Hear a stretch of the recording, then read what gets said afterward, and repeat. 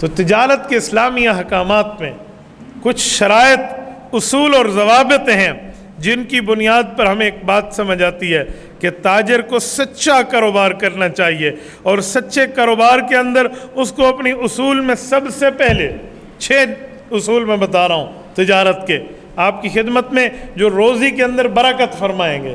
یہ اسلامی 6 اصول ہیں، آپ ان کو سنیے، اور تاجر ہیں تو آپ ان کو اپنی زندگی میں لاگو فرمائیے، پھر آپ دیکھیں آپ کی تجارت نفع بند کیسے نہیں ہوتی۔ فرمایا سب سے پہلا اصول یہ ہے کہ تجارت میں اچھی نیت شامل کر لے، نیت بندہ اچھی کرے۔ کیا مطلب؟ یعنی اللہ میں اسی لیے تجارت کر رہا ہوں تاکہ مجھے بھیک نہ مانگنا پڑے، تاکہ کسی کے سامنے دستے سوال دراز نہ کرنا پڑے۔ میری محنت، میری تگ و دو، میرا اٹھنا، میرا بیٹھنا، اور میری یہ محنت صرف اس لیے ہے تاکہ لوگوں کے مال پر میرا طمع، میری لالچ، میرے اندر حسد، یہ چیزیں نہ آئیں۔ میری نیت ٹھیک ہونی چاہیے، بالکل ٹھیک نیت سے تجارت کر رہا ہوں تاکہ برائی سے محفوظ رہوں، اور اپنی ذمہ داریاں جو میرے اوپر ہیں، میرے گھر والے ہیں، میرے بچے ہیں، میری آل اولاد ہے، ان کی ضروریات میں پوری کرتا رہوں۔ یہ نیت بنیادی طور پہ ہے کہ بندہ اپنی نیت کو درست کر لے۔ نمبر 2، اپنی صنعت اور تجارت میں فرض کفایہ کی ادائیگی کی نیت کرے۔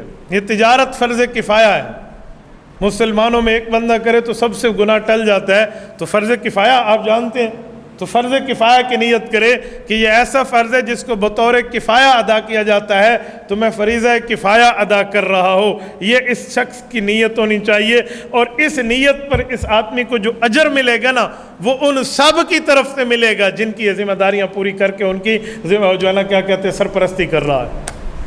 میں مثال دیتا ہوں، یہ تجارت عبادت بنے گی نا، تو جو بندہ اس کی تجارت سے فائدہ اٹھائے گا، چاہے کسی کا تعاون کر رہا ہے، چاہے اپنی بہن پر ذمہ داری پوری کرتے ہوئے خرچ کر رہا ہے، اپنی ماں، اپنے باپ، اپنے بچوں کو، اپنی بیوی کو کسی اور کو دے رہا ہے، تو ایسے سمجھیں وہ سارے یہی عبادت کر رہے ہیں اور اس بندے کے حصے میں ان کا ثواب آ رہا ہے۔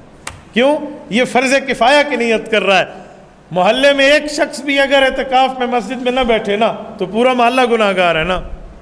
کیوں؟ آپ نے سنت کفایہ ادا نہیں کی۔ کوئی ایک محلے سے بندہ بھی اپنے محلے والوں کے قریبیوں کے جنازے میں نہ جائے تو فرض کفایہ کی ادائیگی نہیں ہوئی، سب گناہ گار ہے نا۔ اور اگر کوئی ایک ہی چلا جائے تو اسے سب کی طرف سے ثواب ملتا ہے۔ تو یہ تاجر فرض کفایہ کی ادائیگی کی نیت کرے کہ میں ٹھیک کام کی نیت کر رہا ہوں، اس کی وجہ بنیادی یہی ہے تاکہ میں فرض کفایہ ادا کروں اور باقیوں کو بھی گناہوں سے بچاؤں اور ان کا اجر بھی میں اپنے لیے لے لوں۔ تیسرے نمبر پہ اصول فرمایا بازار آخرت سے بھی اس بازار میں غافل نہ ہو۔ دنیا کے بازار میں بیٹھ کے آخرت کے بازار سے غافل نہ ہو۔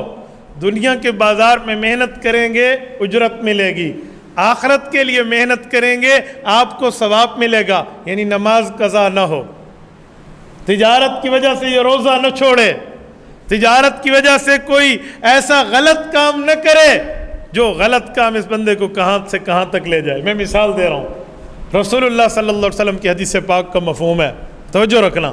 فرمایا کہ اللہ کو پسندیدہ جگہیں جو ہیں وہ مسجدیں ہیں، اور رب کے ہاں مبغوض جگہیں جن سے نفرت ہے وہ بازار ہیں۔ احب البلاد الی اللہ مساجدها وابغض البلاد الی اللہ اسواقها۔ تو جہاں بری جگہیں ہیں وہ کیوں ہیں کہ وہاں گناہوں کا سامان بڑی کثرت سے مل جاتا ہے، وہ بد نظری ہو یا وہ کچھ اور بھی ہو آسانی سے مل جاتا ہے۔ تو وہاں اس بندے نے اپنی آنکھ کی حفاظت کرنی ہے، اپنے کان کی حفاظت کرنی ہے، اپنے ہاتھ کی حفاظت، خصوصاً تجارت کرتے ہوئے اپنے دل کی حفاظت کرنی ہے کہ میں مسلمان کو دھوکہ دے رہا ہوں یا اسے عبادت سمجھ رہا ہوں۔ میرا اصول، میرا مطمع نظر میرے سامنے ہے کیا، میرا نظریہ کیا ہے، میں کس نظریے کو لے کر دیوان میں بیٹھا ہوں۔ تو یہ بندہ بازار آخرت سے غافل نہ ہو۔ آخرت کے بازار کا مطلب یعنی اس بندے کو نمازوں کی پابندی کرنی چاہیے۔ گاہک بلائے تو بندہ نہ جا سکے، شکل کہتے ہیں یار تو اٹینڈ کر لے، اللہ بلا رہا ہے، اللہ کا منادی بلا رہا ہے، حی علی الصلاح کہہ کر بلا رہا ہے۔ جو نماز عرش پہ رسول اللہ کو تحفہ ملا، حی علی الفلاح کہہ کر بلا رہا ہے کامیابی کی طرف آئے، تو یہ اتنا اس تجارت میں منہمک، مشغول، مصروف نہ ہو جائے کہ یہ بندہ اللہ کے منادی کی آواز پہ بھی لبیک نہ کہہ سکے۔ تو بازار دنیا میں بیٹھ کے بازار آخرت سے غافل نہ ہو۔ चौथी चीज़, वहाँ पर बैठकर ये तिलावतें तो नहीं कर सकता, ये मुआमले में मसरूफ़ है। फ़ारिग वक़्त मिले तो और बात है, लेकिन ये तिजारत में मसरूफ़ है, लेने देने में, ख़रीदो फ़रोख्त में। हाँ, एक काम करे तो इस शख्स की तिजारत इबादतों में आला दर्जे पर इबादत बनेगी। वो क्या है? अपनी ज़बान को अल्लाह के ज़िक्र से रतबुल लिसान रखे। ज़बान से नहीं कह सकता तो अपने दिल को अल्लाह की तरफ मुतवज्जे रखे। ज़बान से कहना बंदे को आसानी से, ये काउंटर मिलता है, ये हाथ पे रख लें। एक बंदा मुझे कहने लगा रियाकारी है। मैंने कहा तुम्हें किसने कहा है तस्बीह हाथ में रखना रियाकारी है? तुम्हें पता है रियाकारी का ताल्लुक ज़ाहिर से नहीं होता, दिल से होता है। रियाकारी का ताल्लुक दिल से है। तुमने दूसरे का दिल फाड़ के देखा है कि वो अल्लाह के लिए नहीं कर रहा, लोगों के लिए कर रहा है? इतना जल्दी भी फतवे की मशीन न चला लिया करे ना। एक बंदा अल्लाह के लिए पढ़ रहा है, अपने याद रखने के लिए काउंटर रखा है, हम उसको रियाकार नहीं कहेंगे। एक सहाबी थे, ऊंची ऊंची आवाज़ में रसूलुल्लाह के दरवाजे पर पड़े होते और जिक्र फरमाते थे। हज़रत उमर रज़ी अल्लाह तआला अन्हु ने देख कर फरमाया कि ये बंदा तो रियाकार है, आहिस्ता करे ना, इतना ऊंचा क्यों कर रहा है? हुज़ूर पाक अलैहिस्सलाम ने फरमाया ला उमर बल अव्वाह, इसे रियाकार न कहो, कहो इसका दिल कुड़ रहा है और ये अल्लाह अल्लाह कर रहा है, इसके दिल से आवाज़ निकल रही है। तो रियाकारी यूँ नहीं होती। हज़रत उमर ने फरमाया या रसूलल्लाह आपने मुझे तंबीह फरमाई, मुझे मसला समझ आ गया। तो ऐसे रियाकार का फतवा न दें। हाथ में तस्बीह के कई फ़ायदे हैं, भूला हुआ जिक्र भी याद रहता है। हाथ में तस्बीह हो तो बदनज़री का गुनाह नहीं होता। लोग कहेंगे तस्बीह हाथ थी मौलवी दी आँख देखो, कई चीज़ें सामने आ जाती हैं ना। तो हाथ में तस्बीह और काउंटर याद रहता है और इसे बंदा पढ़ता रहता है। आप कभी तस्बीह के बगैर जिक्र करके काउंट करें और तस्बीह हाथ में रख के करें, आपको कितना वाज़ेह फ़र्क नज़र आएगा, खुद समझ आ जाएगा। तो बंदा अपनी ज़बान को अल्लाह के ज़िक्र से रतबुल लिसान रखे, ये चौथी चीज़ है। पाँचवीं चीज़, सबसे बड़ी बात यह है कि हिर्स अपने दिल में न हो।